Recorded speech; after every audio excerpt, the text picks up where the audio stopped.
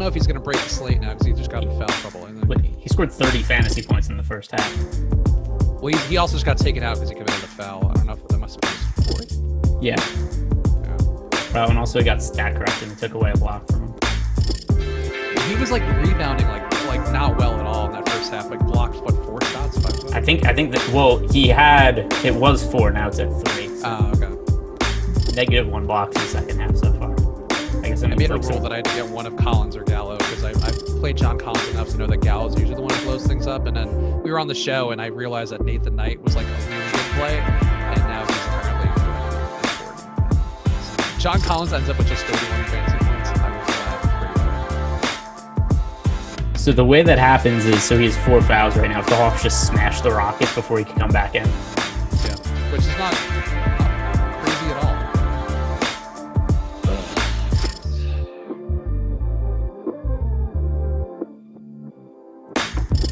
What is up, guys? You got one more hour of Awesemo content here on the channel for the NBA today. It is time for the late slate sweat and swap, where we're going to talk to you about the 2-game late slate as well as the showdown slate coming up at the end of the night with the Lakers and Minnesota. I'm Chris Spags, back with you in a more reasonable outfit than I was in earlier, joined today by my pal, a man I'm excited to have back on the late slate show. You know him as Greg Ehrenberg. He's Greg Ehrenberg. How you doing, Greg? What were you wearing earlier? Did you not watch Live Before Lock? Wow. No. I was eating dinner and enjoying myself. But what were you wearing? I would just text you to ask, but that would have weird tone. I have a money blazer that I had gotten in preparation for doing a show, a Live Before Lock yesterday with Josh. And if you missed the show earlier, it's probably worth just looking back at right now to see me look like a used car salesman is what I felt like wearing that. But I got it to troll Josh with on the Monday show. And then when Laffy came back, the schedule got moved back around. So now I'm only on one Live Before Lock, and God damn it, if I'm going to waste a money suit, I feel like that's you got to make it work. And the screwed up part, Greg, we can normally curse a little more on here. For some reason, I just captured or caught myself in the act there. But I feel like this might end up being my best DFS day in a few weeks. And I got a Top Shot pack today. So It's hard to question the power of money time now more than ever, Greg. Oh my God. Imagine if you make money on this DFS slate too. This will be this will just be everything coming together at once. It's, we got to have big dreams, and that's what men in money suits do. We have big dreams, but we appreciate all you guys tuning in. Smash that like button as you come in here. You guys know how we do it on the Late Slate Show, where if you give us a respectable amount of likes here, usually in the neighborhood of 100, I'll give you guys the top 5 owned plays on DraftKings and FanDuel for the night slate, as well as the showdown slate. So smash that like button now, and maybe we can get to those at about the 45-minute mark coming up here. And of course, make sure you're using that promo code Shamrock. I believe we have one more day left on that promo code because St. Patrick's Day is tomorrow, and that means that you guys need to get in now. The March Madness projections are really the big part of that, where you are getting all that data at your fingertips for the week here at half off the usual Awesemo Plus weekly package price at awesemo.com/join. You get all the NBA data as well, the NHL, PGA, MMA, NASCAR. There are so many sports, esports going on right now. We had a tutorial today, an office hour session with Sean Zahn talking about really all the finer points of League of Legends. So a million different ways for you to make money, more than the Top Shot pack drop today, it would seem. So go to awesemo.com/join and use that promo code Shamrock on there. And Greg, we got to talk about the late slate, the 2-gamer coming up, where we have both that Minnesota game as well as the one with Portland and who's Portland playing? Portland's playing New Orleans. Yes, of course. How could I forget Portland and New Orleans? But let's talk about the main slate for a second before we do that, Greg. And you did some content today. You did some shows. You've talked about basketball enough, but is there anything you feel really good about that you got right on the shows today, or that you feel bad about because you got them not so right? My slate's really going to come down to how many fantasy points LeBron scores, that and Damian Lillard also, because I did not roster really any Damian Lillard tonight, and I'm massively overweight on LeBron. So depending on how those guys play is going to really shape up my slates, because I mean, right now, if you played a value play, chances are you got them right. All the chalk value plays are crushing today. But there isn't a spend up option that's really doing anything of note right now, mostly because number one, they aren't playing. But then number two, the ones that actually are playing, like Ben Simmons, he's only been mediocre. Julius Randle, he's only been mediocre. So we've got Towns left on the slate, Damian Lillard, LeBron James. It feels like one of those guys is going to end up in the optimal line, if not more than one. Is there anybody who you had a lot of today that you're waiting to hopefully have a better second half? I know for me, Shai Gilgeous-Alexander, whose name I always hate saying because I feel like it comes out weirdly every single time I say it. And I've noticed it with other hosts on the channel too. So I don't think I'm alone in this one, but SGA is one for me that I would like to have a better second half. Colin Sexton as well. Ben Simmons, I think one of the more notable disappointments where I kind of thought he'd have to do a little more work creating shots for people against the Knicks defense that does play slow and relatively competently. And anybody who you're in that boat with that you're just hoping they go do a little more for you in the second half because they could be very important, like Shai is for me. Shai is pretty important to me. He's in some of my best lineups. But with that said, I have a feeling that my best lineups will not end up having SGA. But let me look. I'm just looking through some of my top lineups right now. Tony Bradley, he's kind of Pokashevsky, but also he's like 50% owned, so I don't even know if that's going to matter that much. But it does seem like I have in all my top lineups right now, and I have a couple that are performing fairly well. There's one guy who's just kind of mediocre right now.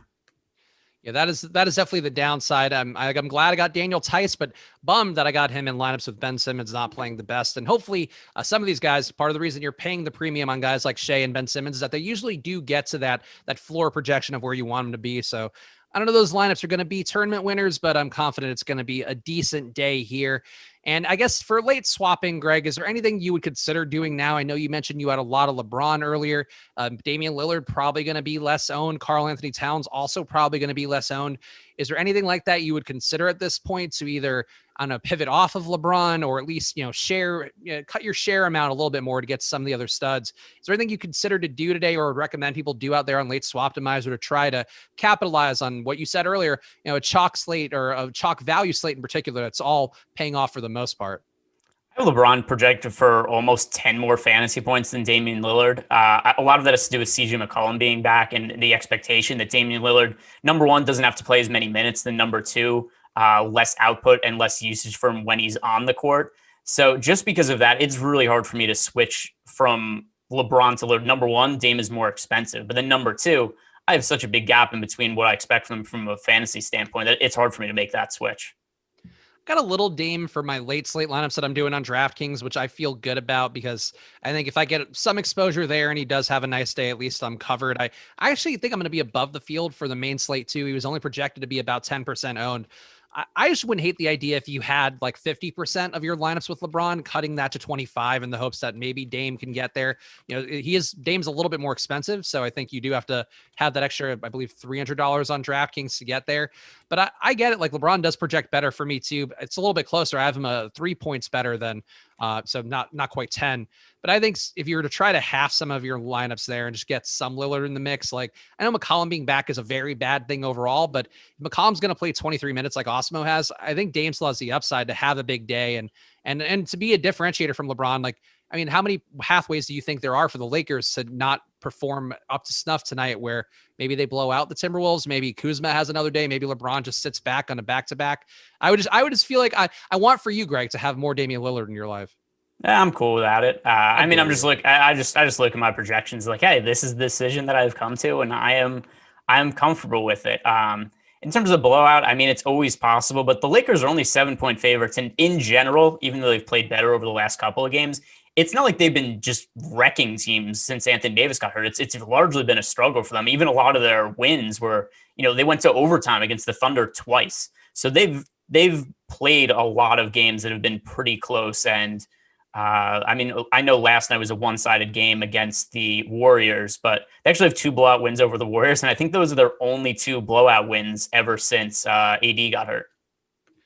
I think that's fair. I feel like I'm curious actually what our pal Eric Lindquist is in the chat right now. I'm sure typing in silly voices as much as he can there to get that impression fix out.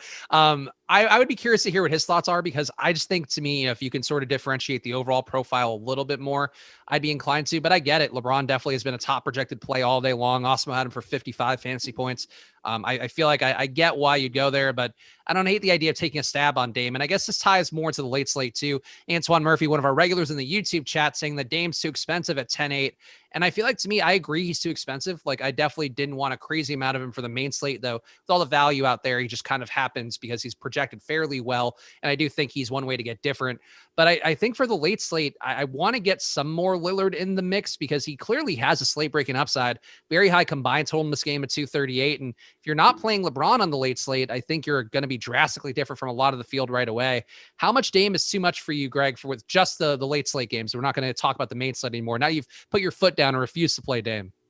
Yeah, totally against him. So, I mean, here's the deal for the late slate. He's still third on the pecking order for me in terms of pay up options. I go LeBron 1. I think Cat is the second best option.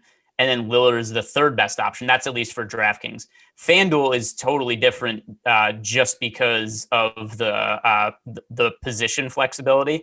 So on FanDuel, and we talk about this all the time, where we're doing a late slate show together, and you look at FanDuel and be like, how come this random guy is 60% owned? And then you go to the positions, like, well, there's only 3 shooting guards to choose from. So the point guards on FanDuel, there is Damian Lillard, Lonzo Ball, Dennis Schroeder, Ricky Rubio. And that's kind of all the options. I don't really have interest in paying $4,500 for Jalen Noel. So Damian Lillard, I think, is impossible to avoid on FanDuel, but DraftKings currently projected for 30% ownership on the late slate. That's a number that I'd rather be under than above. Shout out to Sam Bennett for the super chat coming in, just popping in. Glad I trusted my process in Awesemo numbers tonight. 40% night. Great show today, as always, Spags. I appreciate that. See what you missed, Greg? You missed all the great. Honestly, you missed me having an existential crisis over Nathan Knight at the last minute, because he wasn't going to come up in my optimizer because I didn't put him back into the player pool. And he's having a nice day for himself. And I hope you're ready, Greg, to hear on all the shows we're going to have coming up. I'm going to tout the shit out of Nathan Knight. I love this guy. I love how productive he is. And honestly, I don't know what he looks like, but I need to know more. I might have to watch some highlight reels on YouTube to fully familiarize myself with the Nathan Knight experience. He looks like a slightly better put together Popeye Jones. Like like he kind of has the same expression as Popeye Jones in his mugshot, his whatever they call in his like DK / player profile photo. Biopic. Yeah. He has less ears but like the same kind of, you look at him, it's like, oh, he's thinking the same thoughts.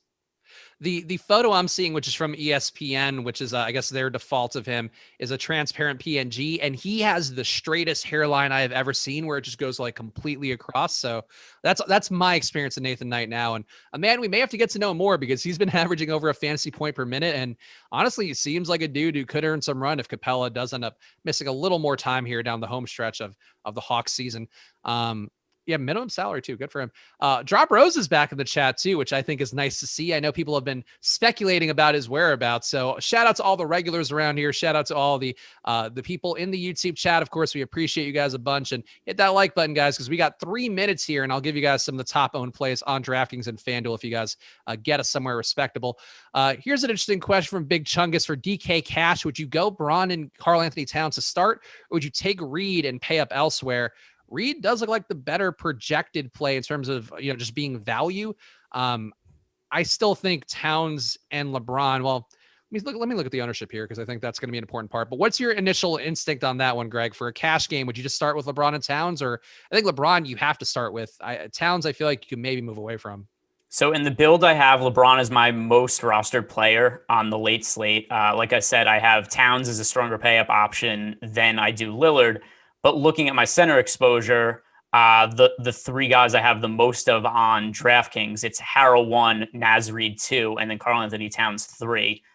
Then if I'm looking at DraftKings, it is Harrell 1, Cantor 2. Oh, no, I'm sorry. Cantor 1, Harrell 2, and then Towns 3. Yeah, based on the ownership, I think LeBron is probably the first player you start with, and then Honestly, Ricky Rubio to me just does seem like a very cashy play, probably more on FanDuel because he is a little bit cheaper on there. But still, I feel like Rubio would be the second one I build with.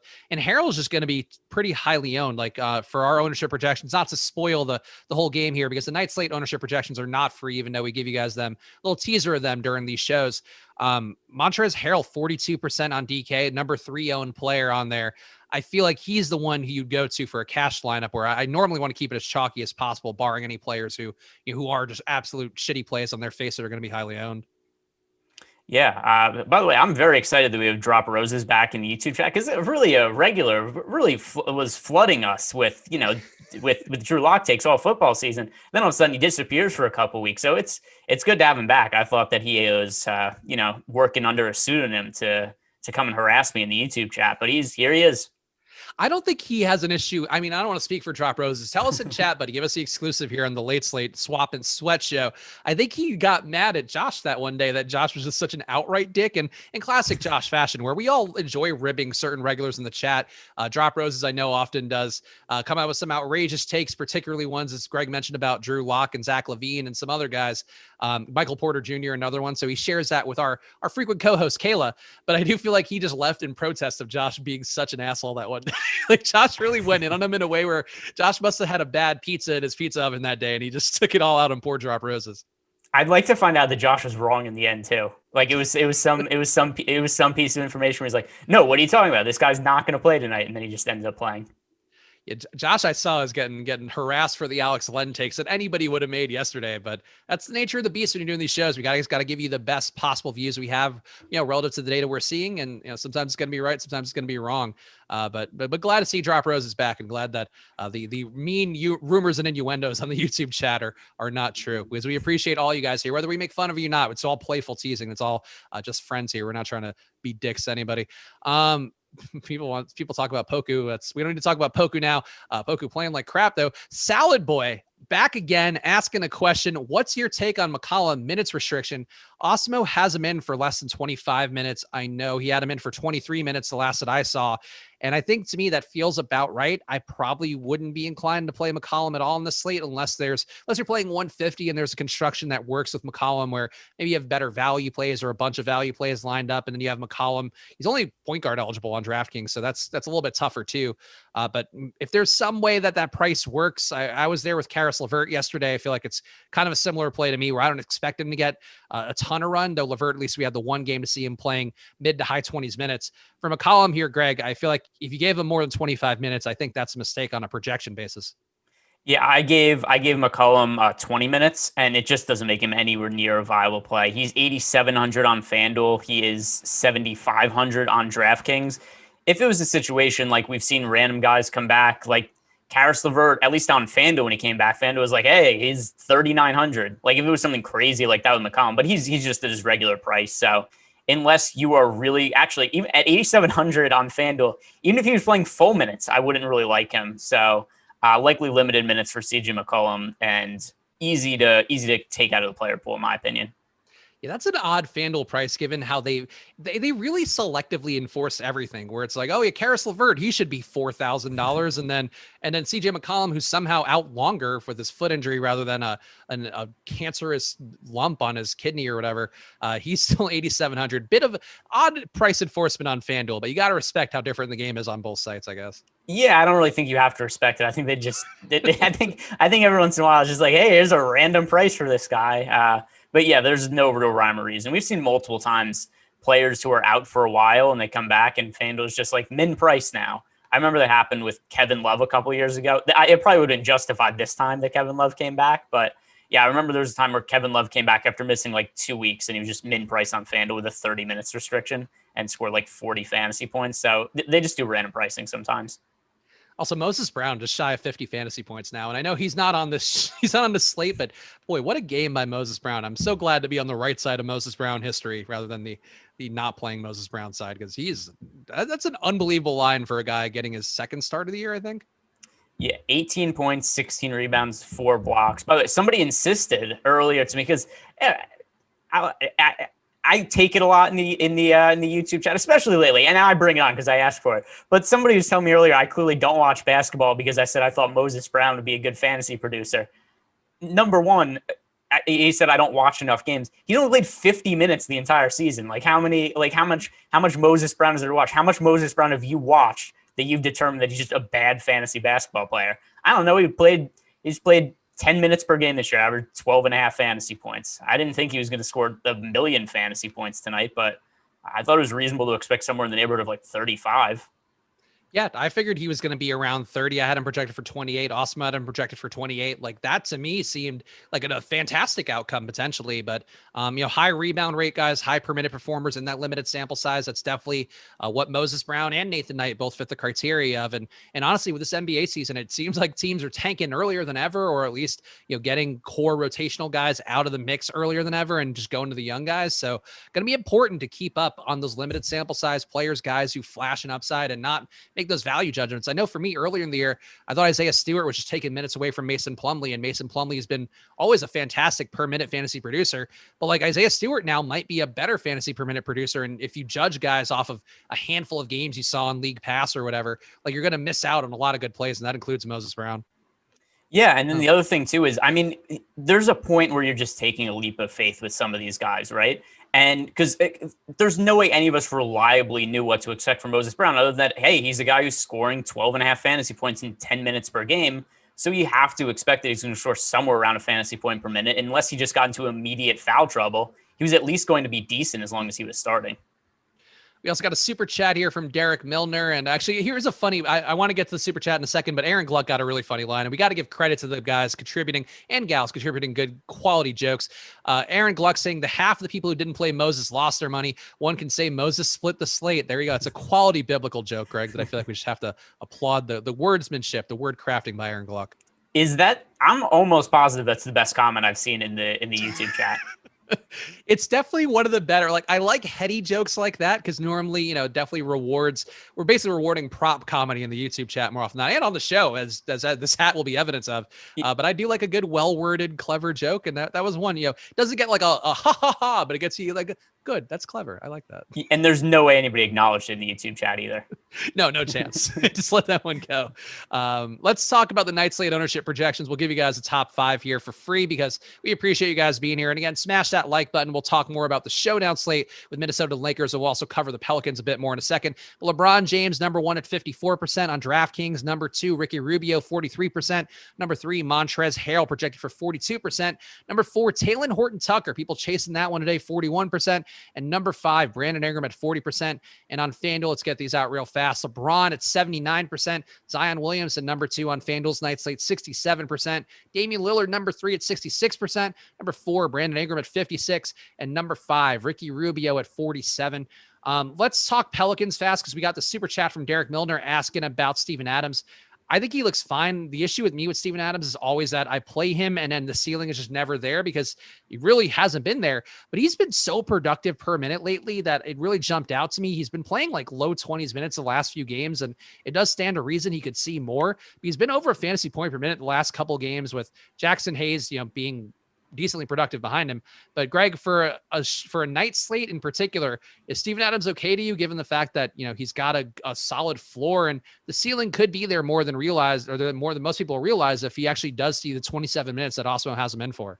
He's just too expensive for me at the 5,700 price tag on FanDuel, 5,500 on DraftKings. I mean, the best games, a ceiling game from Steven Adams when everybody's healthy is somewhere in the neighborhood of 30 fantasy points. He's scored 40 twice the entire season, and that's probably somewhere around what you'd need from him to really be like a GPP winning type player. And for the most part, a really good game from him is just nowhere near that. So there just hasn't been enough of a ceiling for me. He's too consistently in like the 25 to 30 fantasy point range. I mean, I think the one thing going for him is the matchup with Cantor. Like you saw him against Cleveland, which, Jared Allen, Enes Kanter, not two guys I think you would think of having the closest comps in the world, but they are still guys who are going to be close to the rim, are going to be rebounding more. In Allen's case, defending more and actually trying to block shots. But Adams had 34 fantasy points in 21 minutes in that one. He also had 31 and 29 minutes against Minnesota. Then against the Lakers, or against the Clippers rather, he had 25.5 in 20 minutes. Like, I think he's been there. The issue the last couple games has been the blowouts where they blew out Cleveland. They won by 34 points in that one. Against the Clippers, they won by 20 points in that one. I think if Adams gets to 25 minutes, it wouldn't shock me to see him, at 35-ish fantasy points. And I think at that level, I agree, like he's probably not getting you to 40, but at his price and people maybe owning him less than they should on a per minute rate basis, like I think he's a decent play and maybe should be in the mix a bit more. Like he's a good pivot to Towns, where if Towns has a bad day, you're probably within 15 fantasy points if Adams has a good day, and you're saving, $5,000 on that.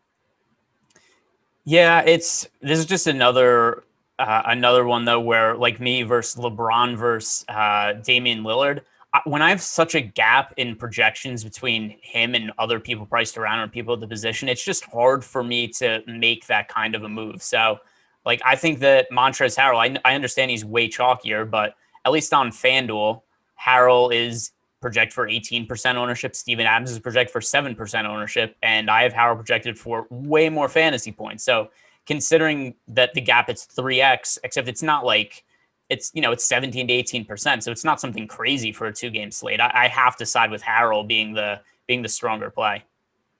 Yeah, I mean, I get it. I think Harrell on a projection basis, like he definitely has the more raw fantasy points for me. I have Harrell at 30 fantasy points or 30.7. I have Adams at 29 though, which I does feel a bit bullish, but I think the numbers have been there to back it out. So that was one I didn't manually change today and actually ended up with 10% or a little bit less than 10% Steven Adams on the main slate. I'm buying in a little bit more here, but I get why, I get Greg's apprehension. There are certainly better per minute producers who have much more of a ceiling, and that includes Montrezl Harrell, Towns, even Cancer. I think all those guys probably going to be on their face better center plays. But if you're entering multiple lineups, I don't hate Adams. Who else from the Pelicans jumps out to you? Because Zion, I know I've talked about enough on shows where the assist rate just much worse in court time without JJ Redick on the year. And we've seen that materialize the last couple games or last 3 games where Redick's been out. Zion hasn't even topped 35 fantasy points, I believe, in those 3. In this spot, I still don't mind Zion because you have to spend that money somewhere. But I do think I wouldn't consider him a high priority play on DraftKings.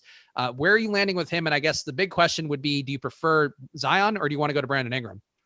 Yeah, so I think Brandon Ingram's the better play. A lot of it has to do with position too. This is a slate with, a pretty strong number of big man options. I think it helps that Brandon Ingram has small forward eligibility, especially on FanDuel. Although actually on FanDuel, it's hard now. I'm looking at it, it's hard to stay away from Zion just because there are here are the power forward options on Zion. The power forward options on FanDuel. It's Zion, Covington, Kuzma, and Jared Vanderbilt. So it's impossible to not have some lineups that have Zion in them, just considering those are the options. But I still think that Ingram is the better play just from a points per dollar perspective. I definitely prefer Ingram on DraftKings because 8,700 for Zion. He's been better over the last month or so, but still over the course of the year, we've seen Zion as more of a floor player than a ceiling player. So it's hard to justify him now that we're starting to get him like the 87 to 900, 9,000 price range, as opposed to earlier when he was, a guy who was like high 7s to low 8s. Yeah, I mean, I would still take Zion over Ingram. Like if you had the $8,700 on DraftKings and you're wondering if you could leave $600 on the table and go to Ingram, I would still personally want to go Zion's way. I guess, unless the rest of the lineup is super duper chalky, maybe that's one way you get different. But I think for me, really, I wouldn't prioritize Zion as a play. I think he's just more, if there's $8,700 left, then yeah, and you have a power forward spot, or I guess a center spot too. Zion would be a play that I get in those situations, but I just don't think people always want to lock button Zion. And I really think that run that he had has really put people on that scent, but I just don't find him to be the most viable night in and night out. And I think you're getting definitely a bit of an overcharge in ownership for Zion's just basically existing for the most part. Josh Hart, Eric Bledsoe, Jackson Hayes, any of these guys seem meaningful to you? I know Eric Lindquist was touting Kira Lewis Jr. in the chat, and he's been part of the reason why Zion's been a bit less effective in the second unit as a guy who actually can create plays rather than just spot up like JJ Redick. Any other Pelicans seem meaningfully useful to you?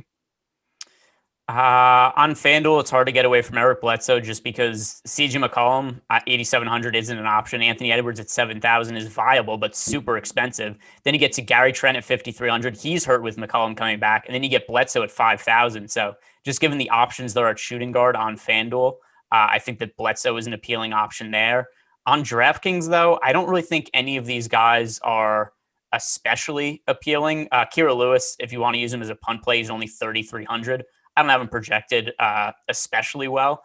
I know he played okay over the last few games, but I still don't really totally buy into it. The minutes aren't there and the usage is moderate, but a lot of it's also relying on he made 6 of 11 shots from the field last game to score 26 fantasy points. And if he's going to play, and also some of that came in garbage time also. So if we're going to expect Kira Lewis to play something like 22 minutes and not benefit from something like garbage time, it's hard for me to see him having a very strong game.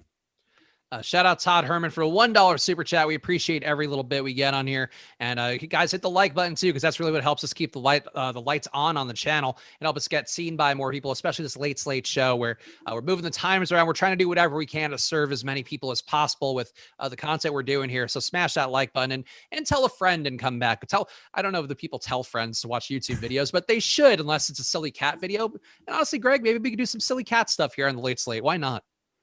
Yeah, well, I mean, we're going to talk about silly stuff in general, which this is always going to be a risk. And I saw some people complain about in the YouTube chat before the minutes for Emmanuel Quickly today. So he played the entire first quarter, 12 first quarter minutes, 0 minutes in the second quarter. And just hasn't really done much in the second half either. So that's always the risk you run with Tibbs, though. He does some goofy stuff with his rotations. But yeah, I don't understand why he plays somebody 12 first quarter minutes, then none in the second quarter. That is a classic Tibbs situation. And unfortunately, Pop gets all the credit for popping guys and whatever the expressions are out there. But Tibbs really can screw over a player's minutes as hard, as thoroughly, as efficiently as anybody out there. Maybe there's a little bit of a groin flare up too for Quickly. So give him some benefit of the doubt, but definitely not looking good. We are now locked for the night slate, but we could still talk about this player because I think he's going to be relevant for both the night slate and the showdown slate. And again, guys, we'll give you guys some of the ownership projections at the halfway point of this half hour for the showdown. So stay tuned here and smash that like button. But Taylor Norton Tucker, a massive day yesterday, which does seem to correlate with no Alex Caruso. It's expected to be the situation today, barring any weird last minute news. Horton Tucker had 10 assists yesterday. I think today people will be chasing that. And I have some concern that he just won't be able to get that much run, but on his face, on the data, he's still a good value play. But how would you handle him for both the showdown and the night slate, Greg, where you do have pivots? You can go to Kentavious Caldwell-Pope. You can go to Kira Lewis, I guess. You could also go potentially to Damian Jones. I'm trying to think who else you would go to, but you go some other directions if you want to with Horton Tucker and that salary. So how are you treating him? Is he a priority player or just a dude you're getting to?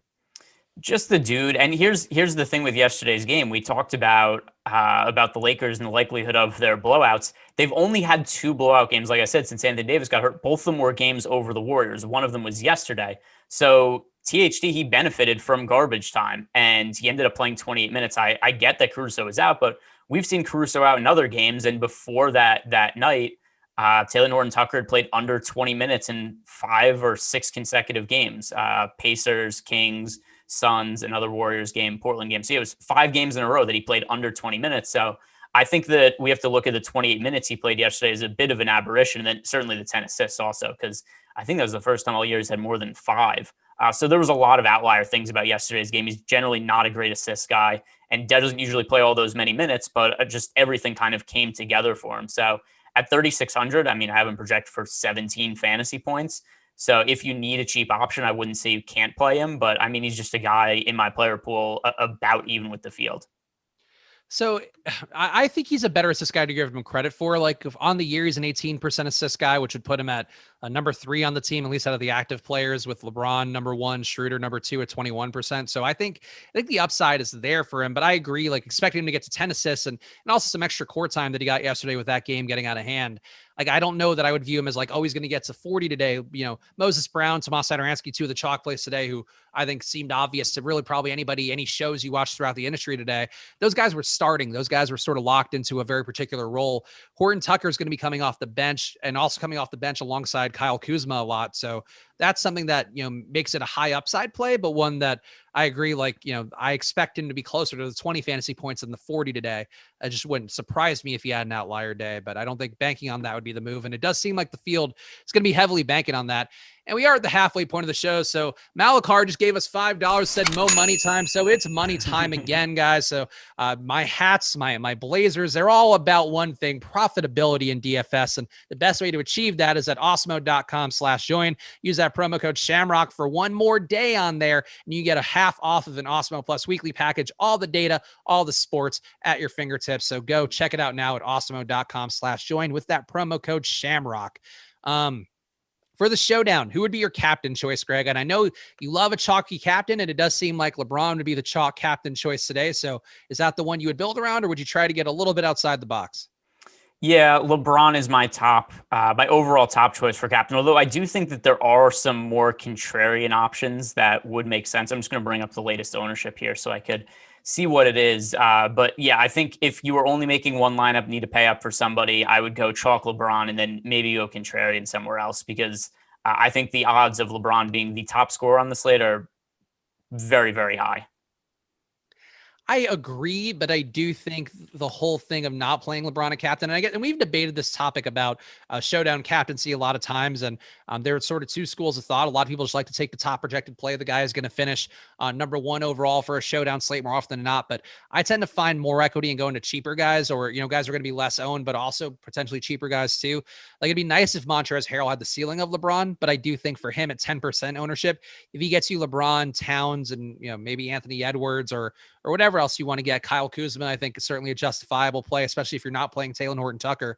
I think going to Harrell at captain appeals to me to get him out. Ricky Rubio too. I feel like that's one pathway to this game staying close, is Rubio having a nice day, setting up a lot of guys. Like, the obvious play at captain, I think, if you're trying to get contrarian and assume that the T-Wolves have a nice day, it's going to be going to Towns probably, but he's still the number 2 owned captain, still going to be with about 15 to 20% of the field, depending upon where you're looking.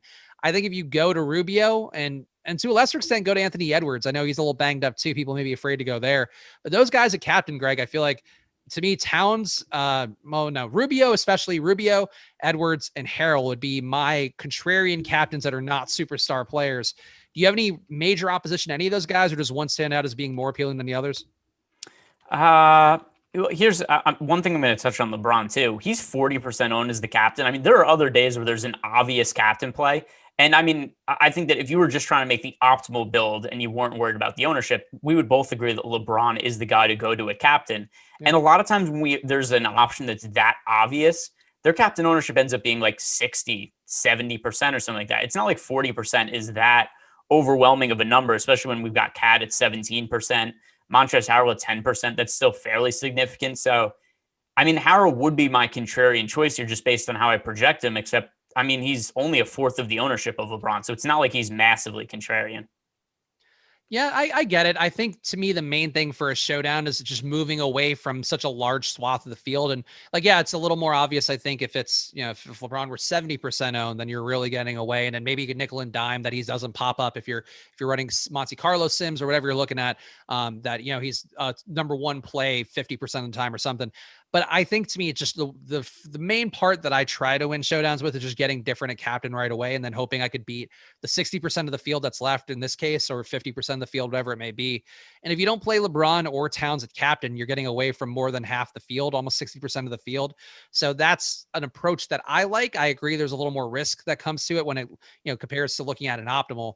But I think for showdowns, that's just one thing I try to do, because you're trying to win a showdown, or at least, tie with just 20 people rather than tie with the 700 people. And I think when you get to LeBron at captain, like, I don't know there are that many configurations where you get that contrarian with, unless a lot of the value guys go off at under 10% ownership, which I just don't see happening.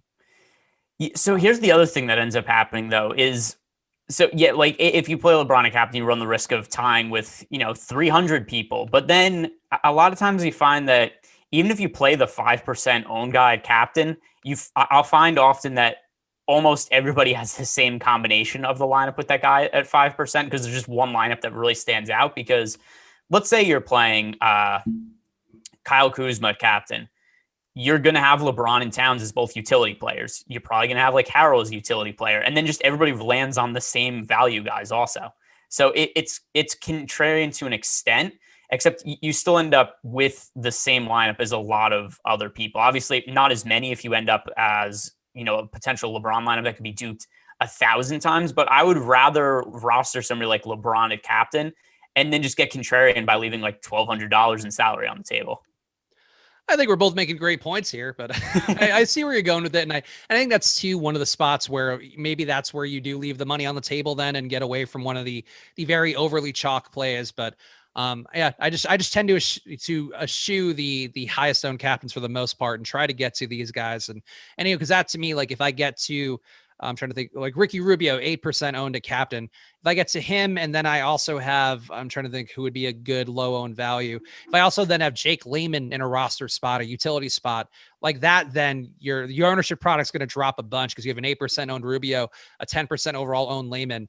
I think that's the way to do it. Is you're still trying to get one more low owned guy in the mix, but captain to me is just one way you could shave, upwards of 80% of the field off of your lineup. And then you do have to kind of nickel and dime compared to the other people who are going to be thinking the exact same way, because you still have 8% of the field playing Ricky Rubio captain. And that's, a good amount of people when in 100 whatever thousand person field out there. One note here that Jarrett Culver is out today, so I don't know if that changes anything.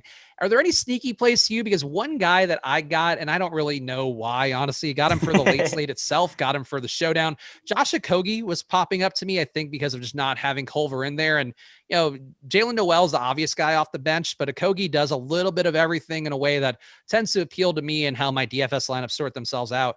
But is there an Okogie for you? And if it's Josh Okogie, then let's all lock in Josh Okogie and go down with the Okogie ship.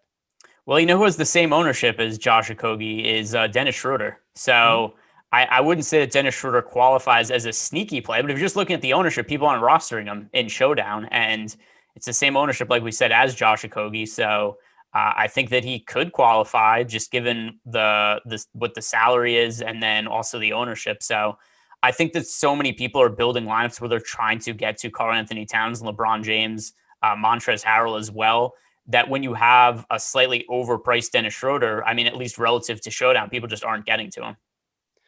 All right. Antoine Murphy saying Okogie solid, but it's going to be Wes Matthews. Boy, there was one play yesterday that Wes Matthews did in the Laker game I was watching, and he crossed the guy over and then took a step back and actually hit it. And I was like, is Wesley Matthews back? And I was briefly very into the idea of playing Wesley Matthews, but then he did absolutely nothing the rest of the game. But there are moments where Wesley Matthews can be viable, but I haven't projected for about, 2.4 less points than Okogie. So that makes Okogie pop up more, but honestly, you're playing shitty value regardless. So, you may do whatever you want with the value plays. I think that's always going to be a positive thing.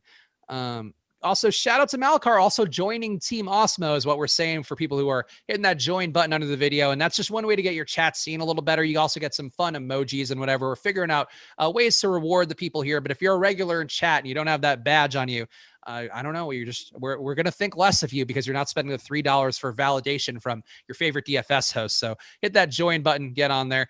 And here's a nice chat for you, Greg. I know that dude was being weird about your hair earlier, but Jamazoid saying nice facial hair, Greg. I dig it. I guess you're growing in a little bit of stubble. So there you go. I just haven't shaved in 3 days. That's really it.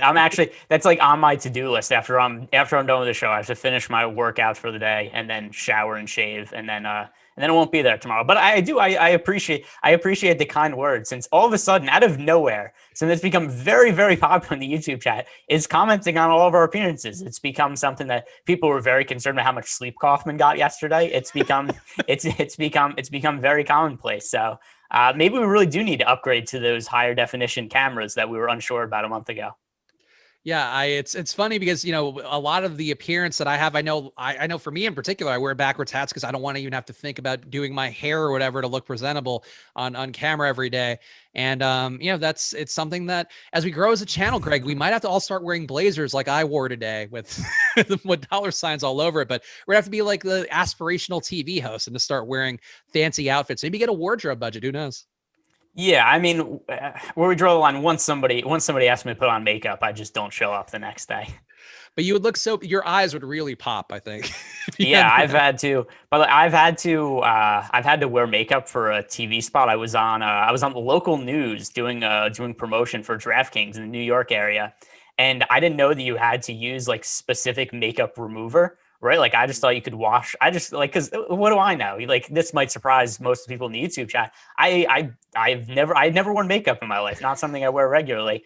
So I just kind of slept with it on, got a terrible eye infection, and my eye was just swollen shut for a week. And I looked like a cyclops for a month after that. So it's I don't know if this makeup makes me look as good as people think.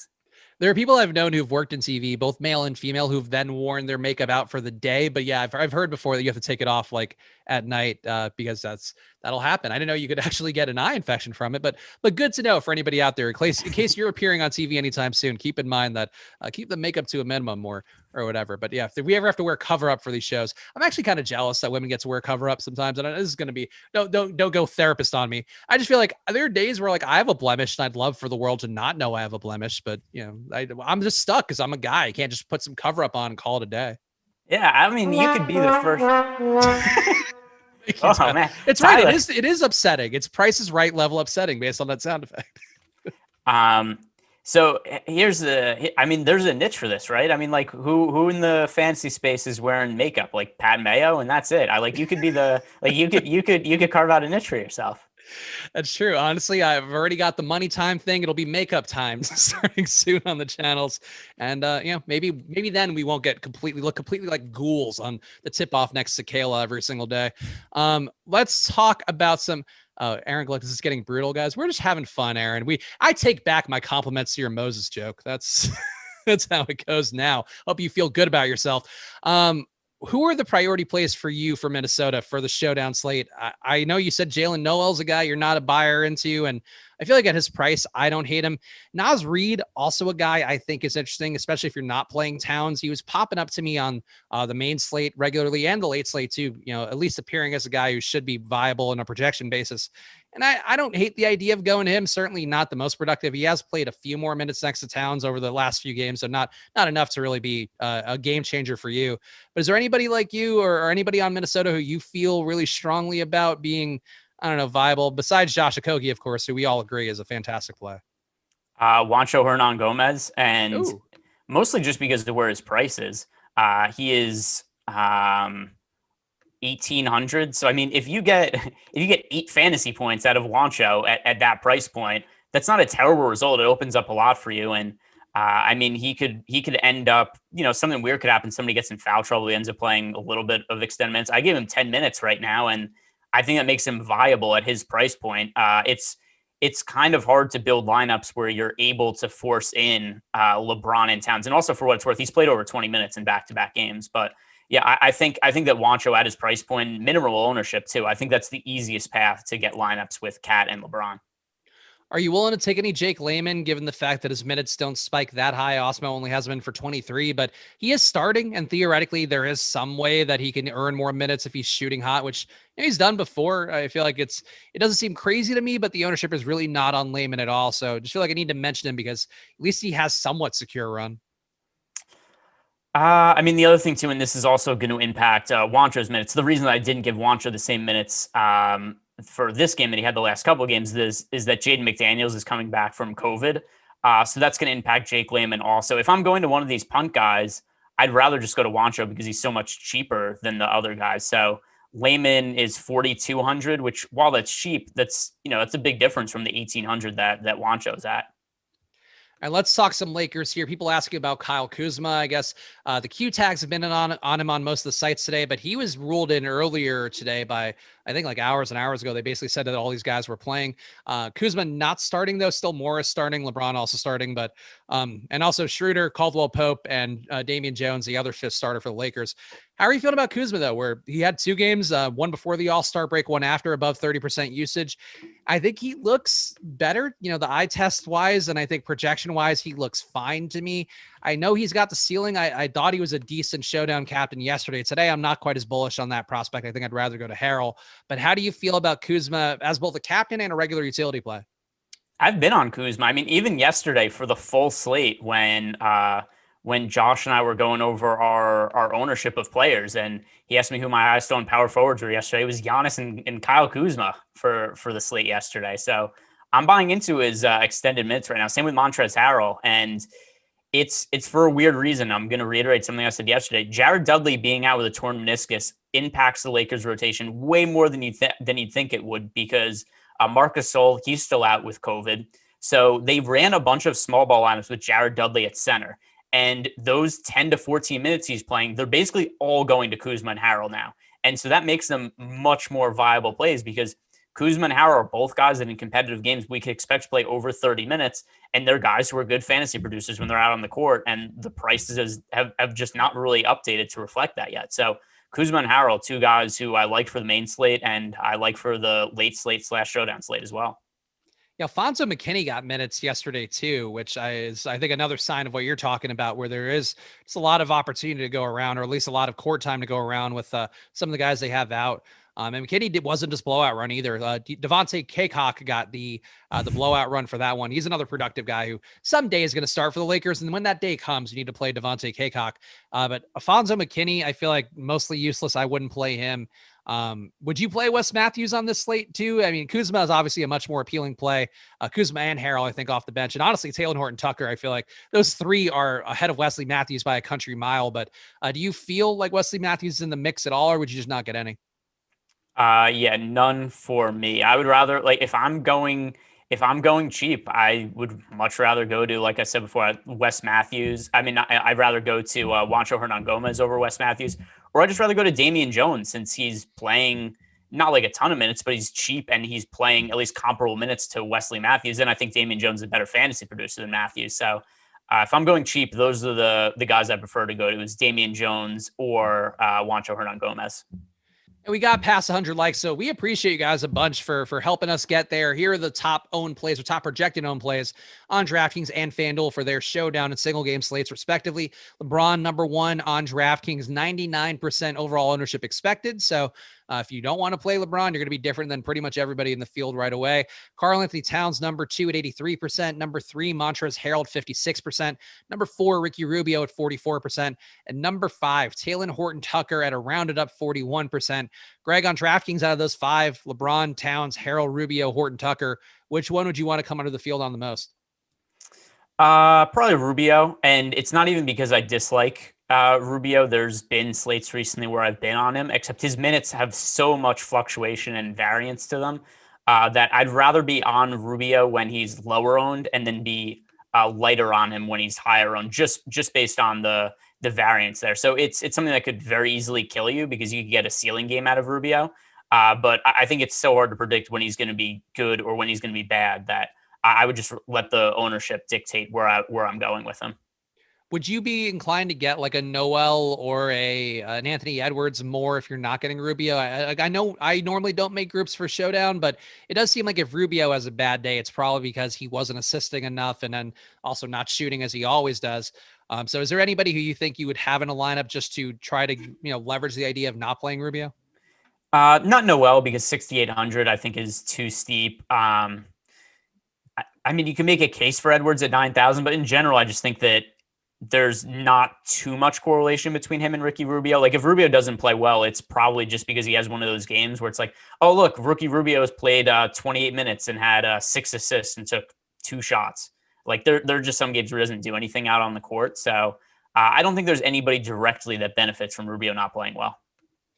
I would think maybe I get a little more Edwards just because he's a guy who's going to get his own shot and not really be assisted too much. And maybe Towns too. I don't know that I'd make a group for it, but I do think if you're eyeballing things, if you had a lineup without Rubio, maybe getting more Towns or Edwards would be appealing.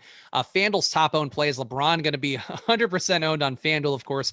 A different situation on there, though. I guess not that different today with LeBron being 99% on DraftKings. Karl-Anthony Towns, number 2 on FanDuel, 92%. Ricky Rubio, number 3 at 53%. Montrezl Harrell, number 4 at 47%. And number 5, Kyle Kuzma on FanDuel, 31%. Is it Rubio here too, Greg, that would be the one that you would want a little bit less of? Yes, it's still the same deal with him. LeBron, it's impossible not to get to LeBron. It's impossible not to get to Karl-Anthony Towns. So I think that Rubio just kind of by default amongst those names becomes the guy that I want to be lower on. Also, I don't like Jacob Kimball's news in the chat. SGA had 8 turnovers and finished with 24 FanDuel points. SGA he is impossible to pin down. And it's so frustrating because I get the good games with him sometimes, or at least I get enough of them. But boy, when he is bad and it's a spot where he should be good, boy, does he just murder my lineups. So here's something else that happened though. The Thunder got absolutely destroyed by the Bulls. So I think, because I was just kind of monitoring the box scores, I think SGA came out somewhere around the middle of the third quarter and didn't check back in. Like, his minutes were really, really low today because of the blowout. He played, and of course the NBA app, just one of the crappiest apps in all of everything, just decides that it's it's February for some I've got him at reason. 28 minutes. So that was, not enough minutes for him to, there's still a terrible per minute numbers, by the way, on 25.75 DK points in 28 minutes. That's not great, but he got up 17 shots. So we'll take that. Minus 36 is plus minus in those, in those minutes. Also only 1 assist. Like, what is he doing out there? That's the big issue, really, because I had him for a 30% assist rate today, and that's close to his season long average without Horford and those other guys, and he just straight up didn't assist anybody, which is not going to be good. Moses Brown though finished with 51, so 20 points, 16 boards. Yeah, Moses Brown, that is a very ridiculous stat line. Isaiah Roby managed to get fantasy points too. Kendrick Williams was good off the bench. That's a random fantasy game. Zach Levine in limited minutes scored 40 points. Kendrick Williams, one of few guys with the positive plus minus. Or actually, I guess Justin Jackson also did too, but Kendrick Williams +7, Justin Jackson +13. So yes, Shea, that minus 36, not the most appealing. Pokashevsky too, minus 30. Not great for the starters for the Thunder. Who knew that the Thunder were not that talented right now? No, I like the days when, remember we started the season, there was a bunch of NBA blowouts, but then we went a couple of months where just the blowouts kind of stopped happening, but they've been in full force coming back from the All-Star break. Our boy Brad Levine saying he's going to go THT in the captain. Would you consider that at all? Obviously, you're going to be able to afford whatever you want there. Man, you need like a blowout in this spot, but I could see there being a way there. It wouldn't be my first choice of a lineup, but Greg, would you play any THT captain? I feel like if you're playing 150, you could definitely get there, but I wouldn't do it in my first 5 or even 10. No, I'm just going to build a dummy lineup here right now, though, and see what I would get to if I had him at captain. Like, because the other thing, too, is I think maybe it'd be more viable if Anthony Davis was in, just because you have another guy to spend up for. But as of right now, all right, if you go to Taylor Horton Tucker at captain, and then just assume that we have LeBron and Towns in 2 of the other spots. So now we've still got 6,800 left over. Like Harrell at 7,800, Kuzma 7,600. Yeah, then you just have 5,000 left to go to like Naz Reid or Vanderbilt. I don't know. I feel like the lineup just there's only so many lineup combinations. I feel like with Taylor Horton Tucker at captain, like this isn't a great slate to go cheap at captain, in my opinion. I like one with Horton Tucker at captain, LeBron, Towns, Harrell, Edwards, and then one of Caldwell Pope or Josh Okogie or really whatever cheap guy that you want to throw in there. I think I like the Edwards part of this because I do think Edwards has been, he's been a usage monster recently. Like he's been shooting upwards of 20 times a game for, I don't even like the last 5 or 6 games. Let me just make sure this is still true from the last one that he had. Is shooting over 20 shots a game, 6 out of the last 7 games he's had. I like Edwards here. I think that I actually do kind of like the build here with Horton Tucker at captain. Not enough to change my lineups because I think I'm going to stick with the guy that I had in there. Who I now forget who I had a captain. But Horton Tucker, I think. Oh, Harrell, I had a captain. But Horton Tucker viable, but you really need things to go right for Horton Tucker today. So I don't know. By the way, speaking to my point about that, if you play some of these cheap guys at captain, even if they seem contrarian, you end up getting a lot of overlap in the lineups because there's only so many lineups that make sense for the cheap guy at captain. Brad Levine in the YouTube chat just said, Spags, that is the exact same lineup I built. So that's like I was saying, that's the problem with, even if you go like, oh, this guy's only 5% on the captain. It's like, yeah, but of those 5%, like there's going to be a few sets of like 20 lineups where just everybody played the same lineup because you assume you're going to Towns and LeBron in those lineups. Then there's like a couple of obvious plays in the mid range. Then you really leave yourself with like 3 or 4 viable lineups. Yeah, I guess maybe you fade Towns then. You got to do something to get different. I think that's a pretty good point. You fade Towns and then you go, or maybe you fade LeBron and go Schroeder. Well, I think fading LeBron is just death. It's not the best one, but I feel like if you went Schroeder and Kuzma with this lineup, then you're going to leave $800 on the table and then you're not playing LeBron. So you're different than 99% of the field. I don't know. I feel like it's a tournament winner. I could not advocate for not playing LeBron in cap because there's been showdowns where just the stud, like the number one guy, ends up only scoring like 30 fantasy points, but just because raw points matter so much, like even those bad games are often enough to land them in the optimal lineup anyway. In a game with a decent combined total, I don't know that he would still end up as captain. I think he ends up in a utility spot, regardless of whatever outcome. Barring a game like he had against Indiana on Friday. But even that was 40 fantasy points. So you probably still would have been in a showdown lineup then. I guess floor is 40. So like that, he's got to be in at least utility. Yeah, I was saying from not that you have to have him in the captain spot, but the odds of him not being in the optimal lineup even in the utility spot, like just where the optimal lineup has no LeBron anywhere, like that seems almost impossible to me. Also, Victor Oladipo not expected to play Wednesday, so the Rockets will have 7 players available tomorrow, I guess, but they'll have to have one guy fake active. Well, they still have. Let me bring this up because today they had 8 flat. Let me see for tomorrow though. Also, they're getting Christian Wood back though. Is he back tomorrow though? I know he's still doubtful for today, so I don't know that he was. He's expected to play tomorrow. Okay. So is Daniel House. Oh, okay. Well, good then. So they'll have enough guys, but Oladipo not playing, not unexpected by any stretch, but Kevin Porter Jr. Day, excited for that. Let's see. All right, nothing good in the chat. If THT hits 27 points, there's no way it doesn't cash in double ups. Yeah, I think that's if you're playing cash. I mean, it's still not necessarily the right move to play THT at captain, but he's going to be a safe play. I'd be inclined to put THT in a utility spot for cash lineups, but I don't think it's a captain. So here's why it's not guaranteed if he scores 27 fantasy points. What if LeBron scores 70 and then people get 100 out of LeBron in the captain spot? Like that's pretty hard to catch up to, especially if you assume in cash games, LeBron is probably going to be 70, 80% owned in captain for cash. Yeah. I mean, at a minimum. Yeah.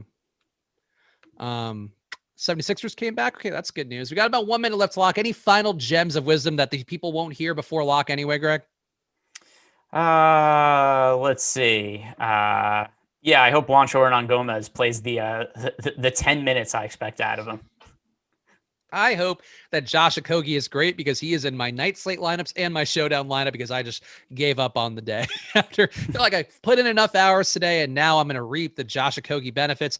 Greg, where can people follow you on Twitter to say nice things to you and compliment your facial hair and not be mean?